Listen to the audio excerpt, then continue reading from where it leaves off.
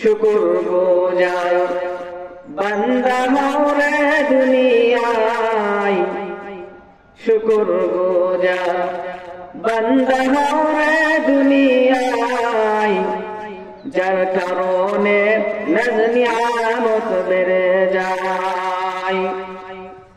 প্রভুর শুকর আদায় যদি না করো,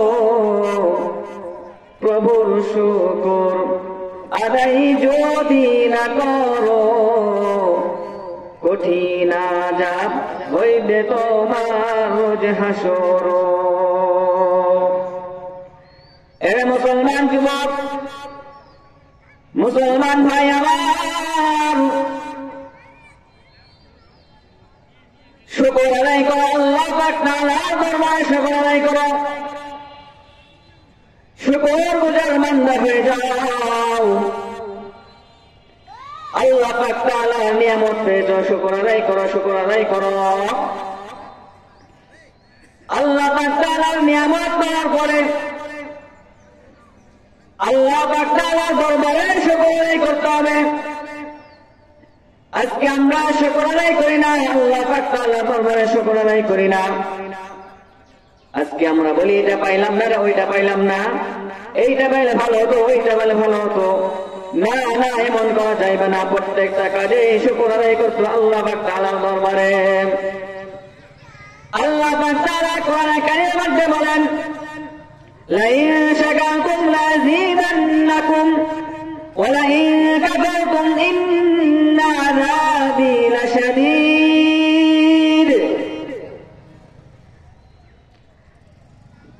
আল্লাহ পাক তাআলা কোরআনের মধ্যে বলেন, যে ব্যক্তি আমার শুকর আদায় করবে, যে ব্যক্তি আমার নিয়ামত পাইল, নিয়ামত পাওয়ার পরে যে ব্যক্তি আমার শুকর আদায় করবে, আমি আল্লাহ তার নিয়ামতকে বাড়াই দিব। আল্লাহ পাক তাআলা বলেন, যে ব্যক্তি আমার নিয়ামত পাইল, আমার নিয়ামত পাওয়ার পর ওই নিয়ামত ভোগ করলো কিন্তু আমার শুকর আদায় করলো না, আমি আল্লাহ তার নিয়ামতকে ছিনাই নিব। নাউযুবিল্লাহ। মুসলমান ভাই আমার, এই জন্যই শুকর আদায় করতে হবে একমাত্র আল্লাহ পাক তাআলার দরবারে। আমরা অনেকে শুকর আদায় করি না, সবসময় চিন্তা করি আমার 1 কোটি টাকা আছে, কেমনে আমার 2 কোটি টাকা হবে সেই চিন্তাই ঘোরাফেরা করি। একটা বিল্ডিং আছে, কেমনে আমি 2টা বিল্ডিং বানাতে পারবো। আমার 5 বিঘা জমি আছে, আমি কেমনে 10 বিঘা জমি করব সেই চিন্তাই ঘোরাফেরা করি। কখনো শুকর আদায় করি না যে আমার 1 বিঘা আছে জমি, কারো যে সেটাও নাই। সব সময় আমরা শুকর আদায় না করে উপরের দিকে চিন্তা করি,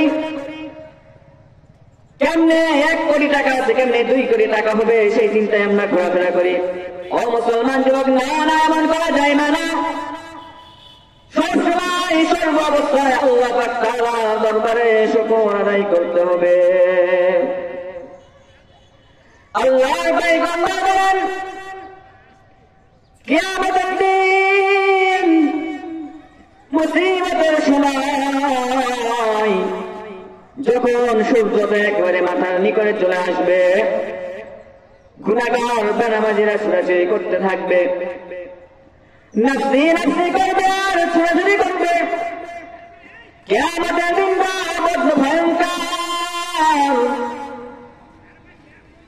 এমন একটা ভয়ঙ্কর দিন। গুনাহগার বেনামাজিরা চিৎকার করবে, ছোটাছুটি করবে। গুনাহগার বেনামাজির মাথার মগজগুলো ভাতের মারের মতো ফুটতে শুরু হয়ে যাবে। হাসরের ময়দানটা থরথর করে কাঁপতে শুরু হয়ে যাবে। ভয়ঙ্কর দৃশ্য দেখে কিয়ামতের অবস্থা, কিয়ামতের দিনটা বড় ভয়ঙ্কর দিন হইবে। অবস্থা দেখে জমিনটা তামা হয়ে যাবে, সমস্ত মানুষেরা ছোটাছুটি করতে শুরু হয়ে যাবে। এই সময় আল্লাহ পাক তাআলা কিছু বান্দাদেরকে ডেকে ডেকে এক লাইনে দাঁড় করাই দিবেন, আর ওই লাইনে যাদেরকে দাঁড় করানো হবে তারা হচ্ছে সবার আগে জান্নাতে প্রবেশ করবে। সাহাবীরা লাগতে বলেন, ইয়া রাসূলুল্লাহ, কি এমন কাজ করলে সবার আগে জান্নাতে যাওয়া যায়? সাহাবীরা রাসূল কারীমকে ডাক দিয়ে বলেন, ইয়া রাসূলুল্লাহ, ইয়া হাবিবাল্লাহ, এমন কি কাজ করলে, এমন কি আমল করলে সবার আগে জান্নাতে যাওয়া যায়? আল্লাহর পয়গম্বর ডাক দিয়ে কয়, সাহাবী, ও আমার সাহাবীরা শোনো, যদি কোনো ব্যক্তি, কোনো বান্দা বান্দি যদি একটি কাজ করতে পারে, কোন মুসলমান মুত্তাকিনের মধ্যে যদি একটি গুণ থাকে, তাহলে সে সবার আগে জান্নাতে প্রবেশ করবে। সাহাবীরা ডাক করেন, ইয়া রাসূলুল্লাহ, গুণটা কি? আল্লাহর পয়গম্বর ডাক করেন, হে সাহাবীরা শোনো, কোন ব্যক্তি যদি, কোন মুসলমান মুত্তাকিন, কোন মুসলিম নরনারী, কোন বান্দা বান্দিরা যদি সর্বদা সুখে থাকুক দুঃখে থাকুক, ফসল হোক আবাদ হোক চাই না হোক, অসুস্থ থাকবে বা সুখে থাকবে বা দুঃখে থাকবে, সর্ব অবস্থায় যে আল্লাহ পাক তাআলার দরবারে সন্তুষ্ট হবে একটা জবান মধ্যে আলহামদুলিল্লাহ। যে ব্যক্তি আল্লাহ সর্বাবস্থায় শুকর আদায় করবে, আল্লাহ পাক তাআলার দরবারে সন্তুষ্ট থাকবে, আল্লাহ পাক তাআলা যা করেন তার উপরে সন্তুষ্ট থাকবে, শুকর আদায় করবে, আল্লাহ পাক তাআলার উপর সন্তুষ্ট হয়ে যাবে, ওই ব্যক্তি সবার আগে জান্নাতে প্রবেশ করবে। এজন্য মুসলমান ভাই আমার, আমাদের প্রত্যেককে উচিত শুকরিয়া আদায় করতে হবে আল্লাহ পাক তাআলার দরবারে।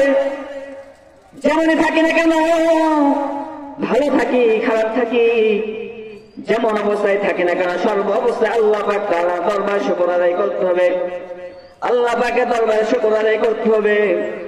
কারণ আল্লাহ পাক তাআলা আমাদেরকে সৃষ্টি করেছেন, অযথায় সৃষ্টি করেন নাই। আল্লাহ পাক তাআলা আমাদেরকে দুনিয়াতে পাঠাইছেন অযথা নাই।